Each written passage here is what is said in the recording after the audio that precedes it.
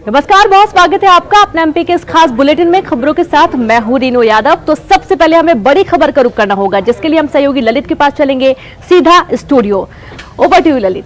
बिल्कुल शुक्रिया रीनू। और शुरुआत हम कर रहे हैं अच्छी खबर, नेताओं के लिहाज से अच्छी खबर, उनके समर्थकों के लिहाज से अच्छी खबर, विधायकों के लिए अच्छी खबर। ओम प्रकाश सखलेचा के संपर्क में आए विधायकों की रिपोर्ट आई है नेगेटिव। विधायक देवीलाल धाकड़, यशपाल सिंह सिसोदिया, दिलीप सिंह मकवाना, दिलीप सिंह परिहार, माधव मारू, इन सब की रिपोर्ट आ गई है, नेगेटिव रिपोर्ट आई है। पांचों विधायक जेपी अस्पताल पहुंचे थे सैंपल देने के लिए। जैसे ही पता चला ओम प्रकाश सखलेचा कोविड-19 पॉजिटिव हैं, कोरोना संक्रमित हैं, कोरोना का संक्रमण है उनके अंदर, उसके बाद ये सभी सैंपल देने के लिए एक तरह से दौड़ इन्होंने अस्पताल की लगाई थी। तस्वीरें भी सबसे पहले न्यूज 18 मध्य प्रदेश छत्तीसगढ़ ने अपने दर्शकों को दिखाई। ओम प्रकाश सखलेचा के लगातार ये संपर्क में रहे। सखलेचा भी जो जलसे हैं उनमें शामिल होते रहे, लॉकडाउन का उल्लंघन भी करते रहे, नियमों का उल्लंघन करते रहे, सोशल डिस्टेंसिंग नहीं मानी उन्होंने।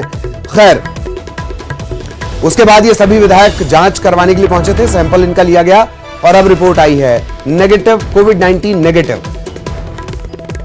वायरस नहीं पाया गया। विधायक देवीलाल धाकड़, यशपाल सिंह सिसोदिया, दिलीप सिंह मकवाना, दिलीप सिंह परिहार, माधव मारू, इन सभी की रिपोर्ट, अब तक जो 5 रिपोर्ट आई हैं उनमें ये सभी नेगेटिव पाए गए हैं। जांच रिपोर्ट में इनकी नेगेटिव आई है। जेपी अस्पताल में इन्होंने 1250 के नाम से जिसे जानते हैं आप, जेपी अस्पताल में इन्होंने अपना सैंपल दिया था।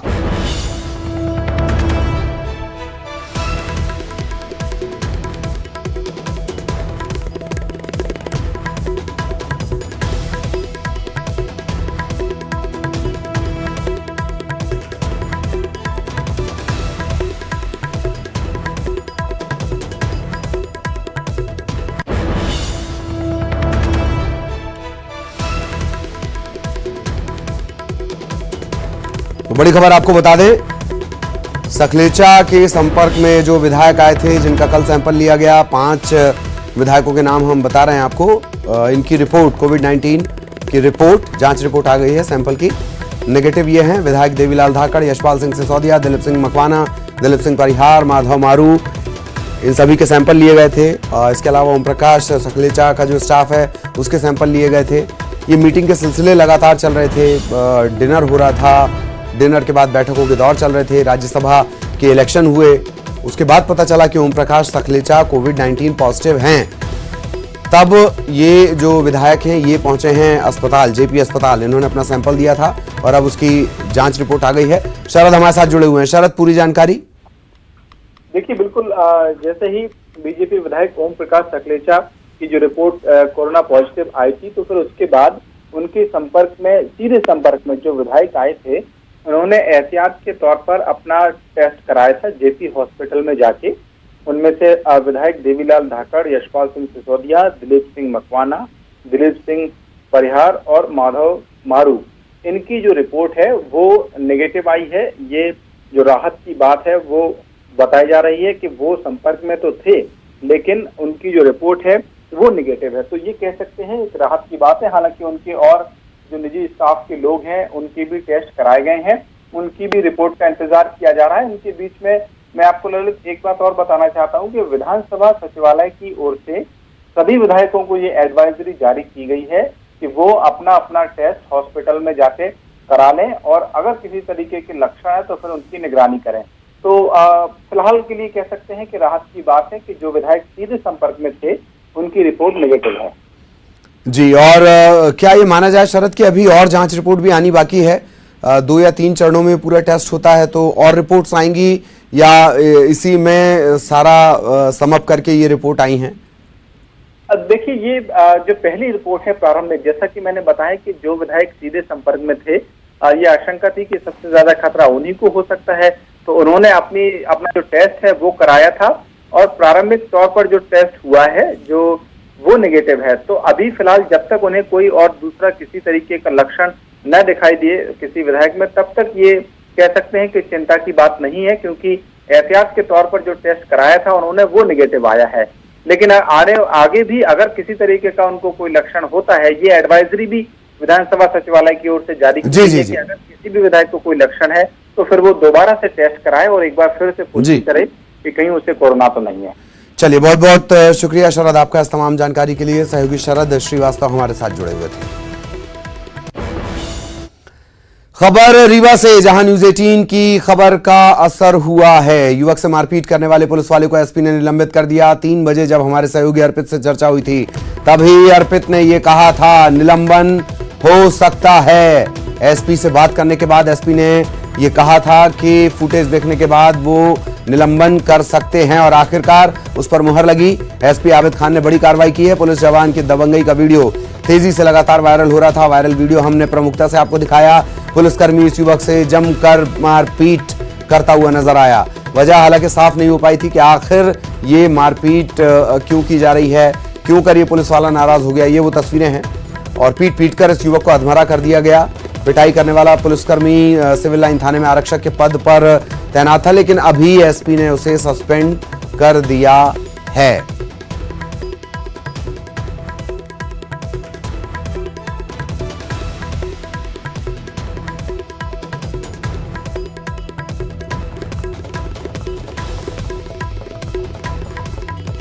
सहयोगी अर्पित इस वक्त हमारे साथ जुड़े हुए हैं। अर्पित, आपने शुरुआत में ही ये जानकारी दी थी एसपी से आपने बात करने के बाद कि निलंबन हो सकता है, आखिरकार वही हुआ। अब जांच भी होगी?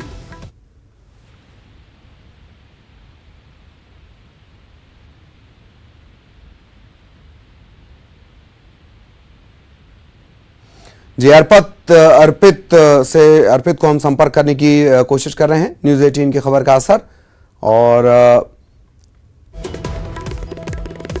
ये मामला सामने आया था, फुटेज ये सामने आया था, वायरल ये वीडियो लगातार हो रहा था। सबसे पहले न्यूज 18 ने इस खबर को प्रमुखता से दिखाया और एसपी से न्यूज 18 ने जब चर्चा की, उन्होंने कहा कि निलंबन हो सकता है। आखिरकार खबर का असर हुआ और निलंबित ये कर दिया गया है आरक्षक पुलिस वाला। वजह साफ नहीं है अभी भी। पीड़ित जो है उसका ये कहना है कि विवाद हुआ, विवाद के बाद जो आरक्षक है उसने बेदम बुरी तरह से पीटा। अर्पित एक बार फिर हमारे साथ जुड़ चुके हैं। अर्पित, खबर का असर? जी बिल्कुल ललित, आपको बता दें अभी सुबह से ही एक वीडियो सोशल मीडिया पर काफी तेजी से वायरल हो रहा था, जिसमें एक सिविल लाइन थाने में पदस्थ आरक्षक हीरेंद्र सिंह एक युवक के साथ मारपीट करते हुए देखे गए थे। जिसके बाद न्यूज 18 ने इस खबर को प्रमुखता से चलाया था। इस पूरे मामले पर हमने एसपी आबिद खान से बात की थी और उन्होंने मामले पर कार्रवाई की बात कही थी, जिसके बाद अब न्यूज 18 की खबर का असर हुआ है और इस पूरे मामले पर आरक्षक हीरेंद्र सिंह को एसपी आबिद खान ने निलंबित किया है।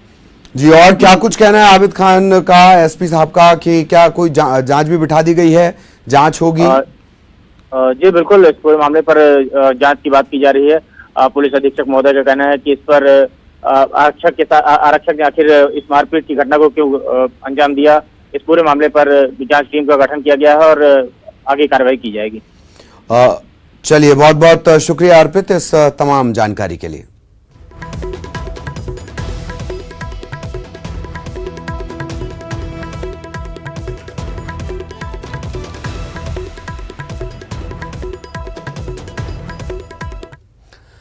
खबर सागर से। सागर में जिला प्रशासन ने की है अनोखी पहल। नगर निगम कमिश्नर और एएसपी ने साइकिल से शहर का दौरा किया। इन अधिकारियों ने साइकिल पर घूमकर सब्जी और फल विक्रेताओं को सोशल डिस्टेंसिंग का ख्याल रखने, मास्क लगाने की सलाह दी है। प्रशासन की अनूठी पहल। निगम कमिश्नर, एएसपी, शहर का दौरा इन्होंने किया, साइकिल से दौरा किया है। चूंकि माहौल ऐसा हो चला है, कोई अधिकारी काम कर दे तो बड़ी खबर हो जाती है। साइकिल से ये अफसर घूमे हैं और जो रेहड़ी लगाने वाले हैं, ठेले लगाने वाले हैं, उन सभी को समझाइश दी गई है कि सोशल डिस्टेंसिंग का पालन करें, अपने ठेलों पर भीड़ ना लगने दें, समुचित दूरी बनाए रखें, 2 गज दूरी बहुत है ज़रूरी। ये तमाम तरह की हिदायतें दी गई हैं। मास्क जो ना लगा कर आए, खुद भी मास्क लगाना है और जो ना लगा कर आए उसे समझाना भी है और उसे सामान नहीं बेचना। रचित इस वक्त हमारे साथ जुड़े हुए। रचित, पूरी जानकारी। जी, सागर में लगातार कोरोना संक्रमित मरीजों का ग्राफ बढ़ रहा है। इसके लिए प्रशासन सख्ती से पेश आ रहा है और आज सुबह से ही नगर निगम कमिश्नर आरपी अहिरवार और एडिशनल एसपी प्रवीण भूरिया शहर में भ्रमण के लिए निकले साइकिल से और लोगों को मास्क व सोशल डिस्टेंसिंग का पालन करने की समझाइश दी। ललित, और इसके अलावा क्या ये जो साइकिल की सवारी की मुहिम है ये आगे भी जारी रहेगी, कुछ जानकारी रचित? अगर देखा जाए तो सागर में जो प्रशासनिक अधिकारी हैं वो लगातार साइकिल से घूमते हैं। रविवार को खास तौर से वो शहर में साइकिल से भ्रमण पर निकलते हैं और कोरोना संक्रमण से बचाव के लिए लोगों को जागरूक करते हैं। आज नगर निगम कमिश्नर आरपी अहिरवार और प्रवीण भूरिया शहर में निकले और लोगों को समझाए इसकी। शुक्रिया रचित आपका इस तमाम जानकारी के लिए। और अब आपको रायपुर लिए चलते हैं। प्रेस कॉन्फ्रेंस कर रही है कांग्रेस। जांच नहीं चाहती, वह हमसे कह रही है कि हम अपने सबूत उन्हें सौंप दें, लेकिन हमें एनआईए पर भरोसा नहीं रहा। हमारी ओर से हाई कोर्ट में भी एक याचिका लगाई गई है। ठीक तरह से जांच के लिए हमने दरबा थाने में नए सिरे से एफआईआर पिछले 25 मई को कराई है, लेकिन अब एनआईए उसे भी अपने हाथों में लेना चाहती है। हम चाहते हैं कि राज्य सरकार की एसआईटी को ही जांच करने दिया जाए, जिससे षड्यंत्र का पता चल सके और हमें न्याय मिल सके। न्याय पाना हमारा हक है और हमारा हक छीनकर हमारा दुख लगातार बढ़ाया जा रहा है। साथियों, हम सब जानना चाहते हैं कि 25 मई 2013 को जब परिवर्तन यात्रा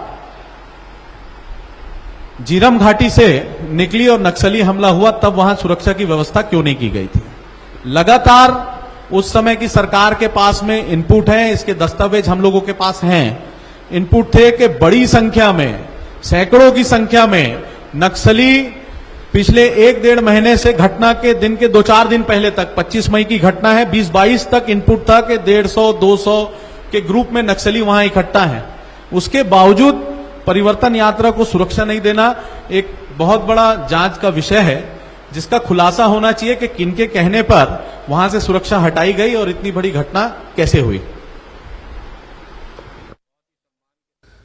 तो झीरम घाटी कांड को लेकर ये सारी खबर है और खबरों के सिलसिले को हम आगे बढ़ाएंगे न्यूज रूम के जरिए। बाकी खास खबरों पर लगातार हमारी नजर बनी रहेगी। रीनू आपको नजर आ रही होंगी। Reenu, over to you. खबर का रुख करेंगे जहां पर प्रदेश कांग्रेस के एक ट्वीट को रिट्वीट करते हुए पूर्व मुख्यमंत्री कमलनाथ ने नाम लिए बगैर सिंधिया पर जमकर निशाना साधा है। और कमलनाथ ने अपने ट्वीट में सिंधिया समर्थकों से पूछा है कि जय चंदो, तुम्हें बेचकर वो सेटल हो गए, अब तुम्हारा क्या होगा। आपको बता दें कि बीजेपी को घेरते हुए प्रदेश कांग्रेस ने ट्वीट किया था, जिसे कमलनाथ ने रिट्वीट करते हुए जो सिंधिया समर्थक हैं उन पर निशाना साधा।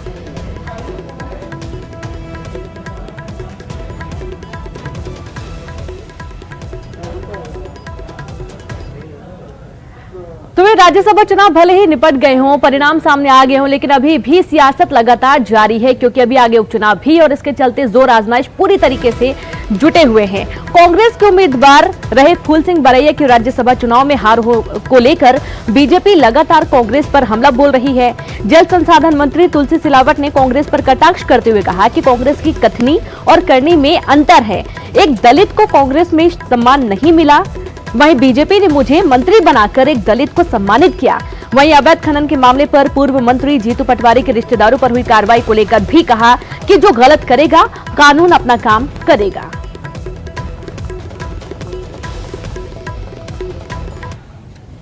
दलित को सम्मान मिलना चाहिए, वो नहीं मिल पाया।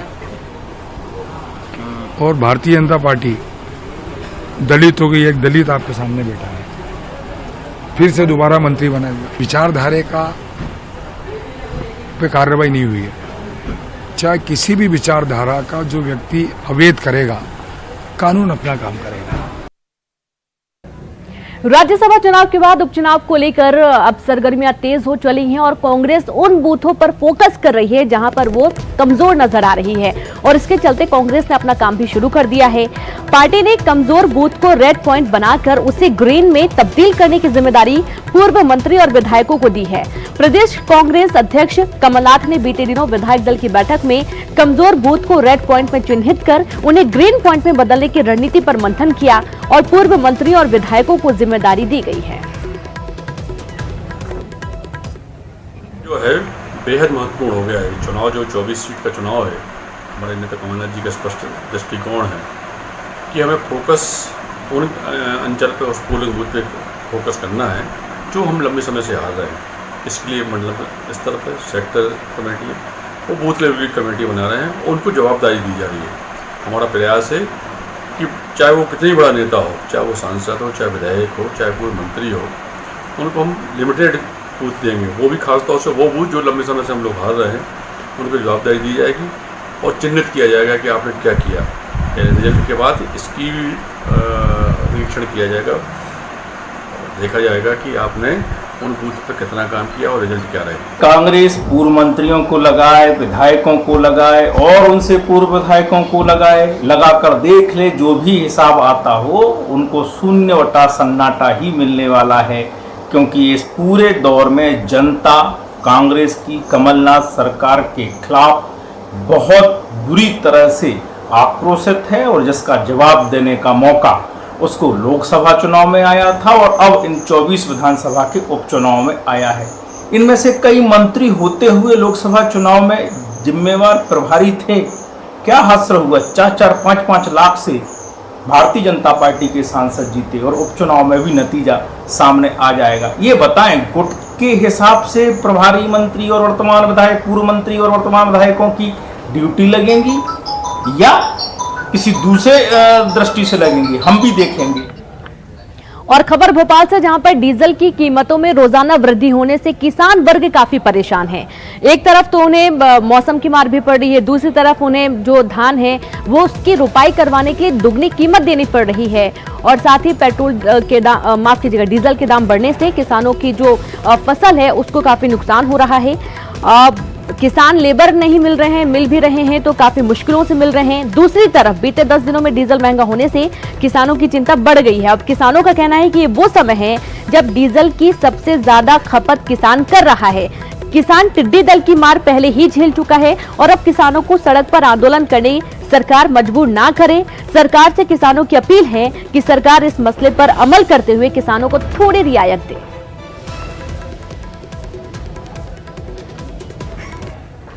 में सोयाबीन की बोनी चल रही है, बखरनी चल रही है, ऐसे में सरकार के द्वारा डीजल में 9 रुपए की वृद्धि कर देना सीधी सी बात है कि सरकार को अपना खजाना भरना है, लेकिन इसमें टारगेट हुआ है किसान। तो ये राजधानी भोपाल में कोरोना का ग्राफ लगातार बढ़ता ही जा रहा है। हर दिन यहाँ पर नए केस देखने को मिल रहे हैं। सबसे ज्यादा जो रेड जोन है वहां से भी केस सामने आ रहे हैं और अब तो ये भी देखा गया है कि जहां पर बहुत कम संख्या में कोरोना संक्रमित मामले थे वहां भी बढ़ रहे हैं। ईदगाह हिल्स के प्रिंस कॉलोनी में एक परिवार के 4 लोग संक्रमित पाए गए। वहीं शाहजहानाबाद और बैरागढ़ में 5 लोगों के ऊपर कोरोना की पुष्टि हुई है। वहीं राजधानी के सुल्तानाबाद, जहांगीराबाद, इंडस टाउन और बाणगंगा क्षेत्र में भी कोरोना संक्रमित मरीज मिल रहे हैं। ये वो क्षेत्र हैं जहां पर कोरोना के या तो मरीज एक भी नहीं थे या तो बहुत कम संख्या में थे, लेकिन अब यहां पर कोरोना के संक्रमित मरीज ज्यादा मिलने लगे हैं।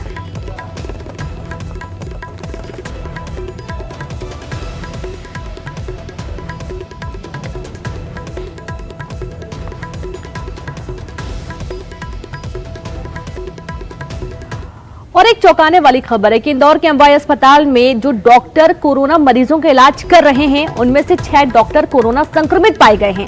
अब जरा सोचिए, डॉक्टर और नर्सेस भी कोरोना से संक्रमण से प्रभावित हो रहे हैं।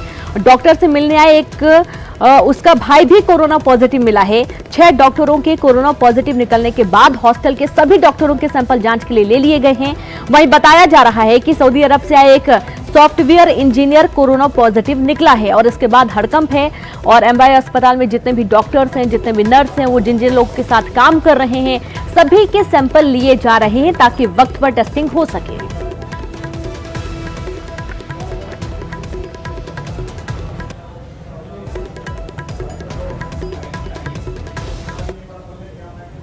और यहाँ पर वक्त एक छोटे से ब्रेक का है, हम जल्द हाजिर होंगे। ब्रेक के बाद एक बार फिर से आप सभी का स्वागत है और जैसा कि हम तमाम खबरें बताने से बीच कुछ प्रमुख खबरों के लिए हमें सीधा रुख करना होगा स्टूडियो की तरफ, सहयोगी ललित के पास। बिल्कुल रीनू, और अब सदी के सबसे बड़े सूर्य ग्रहण की बात करेंगे।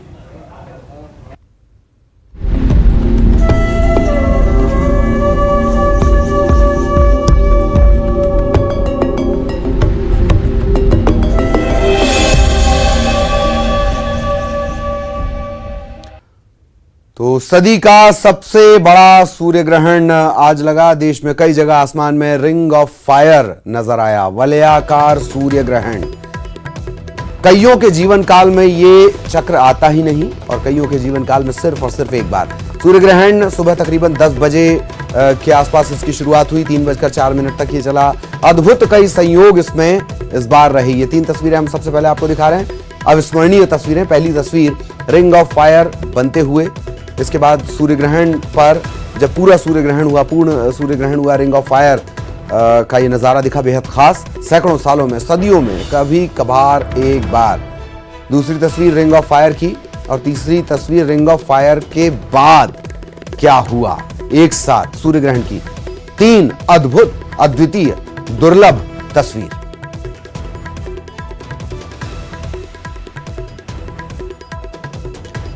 तो ये तो स्थितियां हुई सबसे बड़े सूर्य ग्रहण की और अलग अलग जगहों से कैसा नजर आया सूरज आज, वो जरा आपको दिखाते हैं। शहर शहर सूर्य ग्रहण कैसा नजर आया, ये 4 तस्वीरें आप देख रहे हैं। अमृतसर, लखनऊ, कुरुक्षेत्र, जम्मू, सूर्य ग्रहण की अलग अलग तस्वीरें देखने को मिली हैं। अमृतसर, लखनऊ, कुरुक्षेत्र, जम्मू की ये तस्वीरें।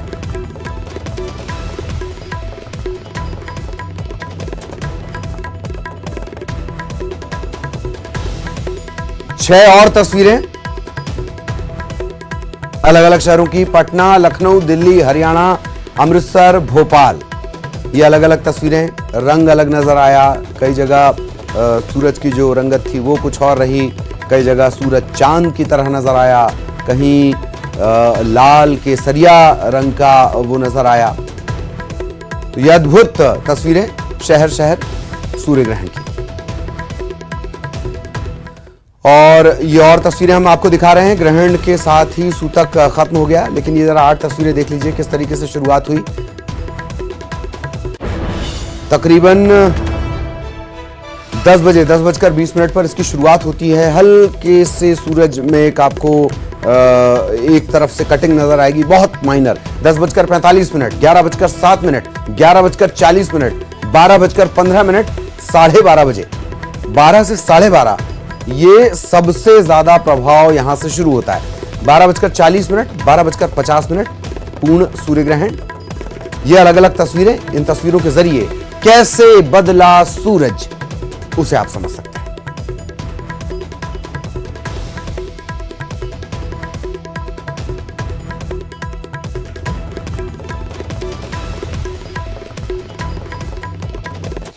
और ग्रहण के साथ ही खत्म हो गया सूतक काल, सूतक भी आप इसे कह सकते हैं। इसके बाद महाकाल मंदिर को धोकर शुद्ध किया गया और फायर ब्रिगेड की गाड़ियों की मदद ली गई, दमकलों की मदद ली गई। शिखर से लेकर परिसर तक धुलाई की गई।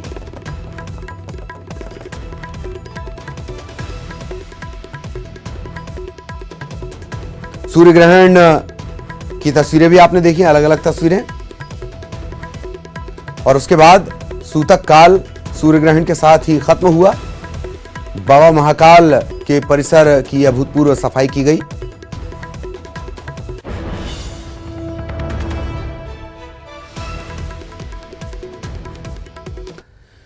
और रायपुर से अहम खबर मिल रही है। वन मंत्री मोहम्मद अकबर ने पत्र लिखा है। केंद्रीय वन मंत्री प्रकाश जावड़ेकर को यह पत्र लिखा गया है। कोल ब्लॉक नीलामी में कई इलाकों को शामिल नहीं करने का अनुरोध किया गया है। मान नदी के जलग्रहण क्षेत्र को शामिल नहीं करने की मांग की गई है। हसदेव अभयारण्य जो है उसे शामिल नहीं करने का अनुरोध किया गया है। प्रस्तावित हाथी रिजर्व, एलिफेंट रिजर्व की सीमा को भी छोड़ने की मांग की गई है। केंद्र को लिखा गया है पत्र वन मंत्री मोहम्मद अकबर की तरफ से केंद्रीय वन मंत्री प्रकाश जावड़ेकर को। और कुछ इलाके हैं जिन्हें कोल ब्लॉक की नीलामी में शामिल न किया जाए।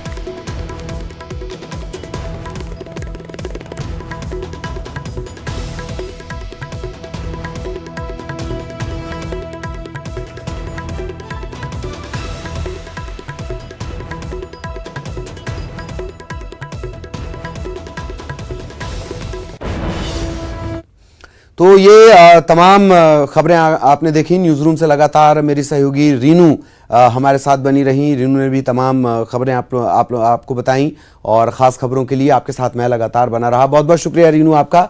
और इसी के साथ इस बुलेटिन में इतना ही। नमस्कार।